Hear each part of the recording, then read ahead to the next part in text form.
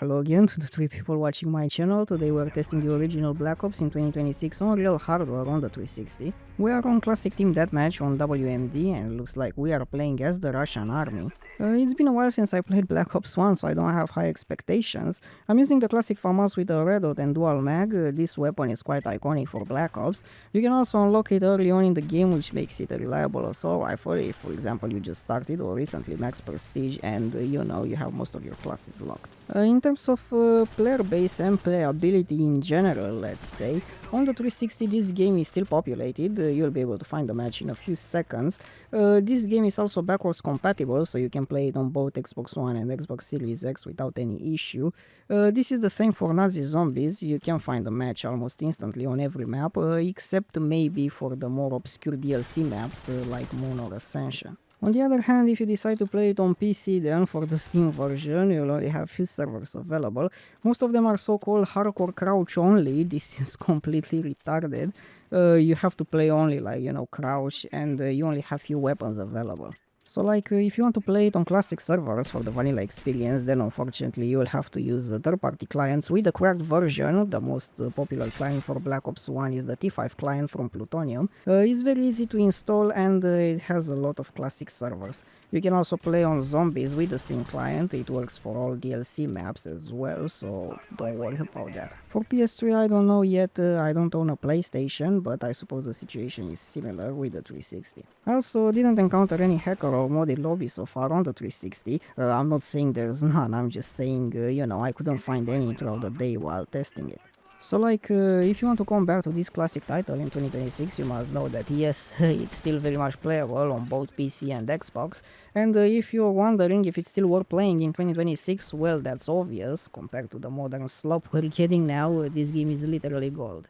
It's just the little inconveniences here and there you'll have to deal with, like having to use a client on PC for example, but it's not really a big deal. It takes only a few minutes to set up and the experience will be way better than the vanilla version on the PC.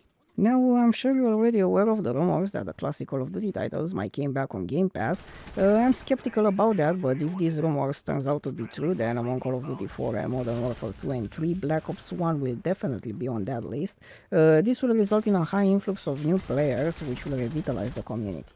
But once again, these are mostly rumors and are extremely unlikely to materialize, since most of the current modern Call of Duty player base will simply migrate to the older titles in order, to escape the slop, so I guess they'll never release the classic Call of Duty games on Game Pass.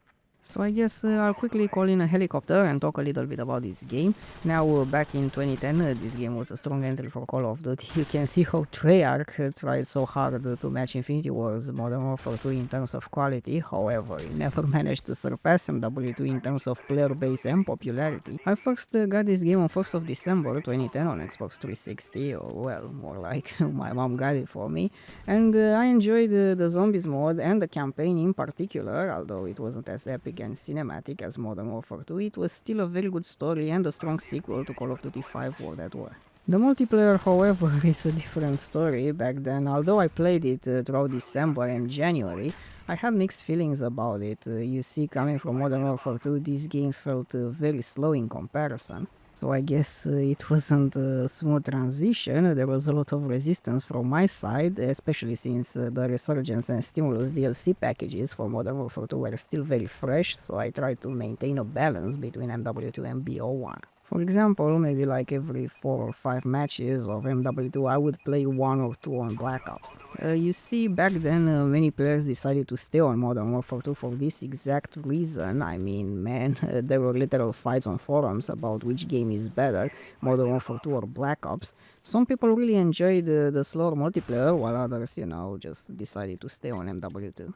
Eventually I ended up purchasing it on Steam as well, but unfortunately they ditched the matchmaking system for private servers, and as you know, private servers came with admins and retarded rules. I mean, as you can imagine, I was quite toxic back then, so I was always being banned either because of the trash talk or the emblem or some stupid rule about the crossbow. So after 2 weeks of playing it on PC, I ended up being banned from almost every server, so that game became actually totally unplayable for me. To an extent, it turned into some kind of super censored version of Battlefield, you know, having admins destroying the multiplayer. Now, Activision addressed that and got rid of private servers entirely in the next releases. I mean, Modern Warfare 3 still had the option for private servers, but they were unranked, so if you want to play ranked, you had to play through matchmaking. Then I played it again on a private client called Alterops, which got ceased and desist by Activision, so pretty much that's the story of my first contact, let's say, with Black Ops on PC. Then, you know, in 2011 Modern Warfare 3 was released and pretty much I forgot about this game's multiplayer. I mean, I still kept playing it sporadically, especially zombies, but not to the same extent as Modern Warfare 2 and 3.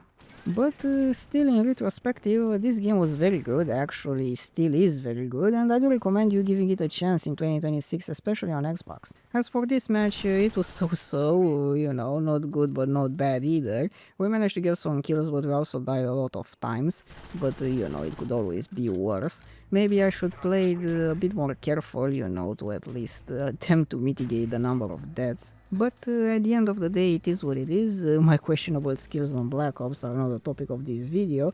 The topic is how playable this game is in 2026, and as I mentioned before, it's surprisingly very playable.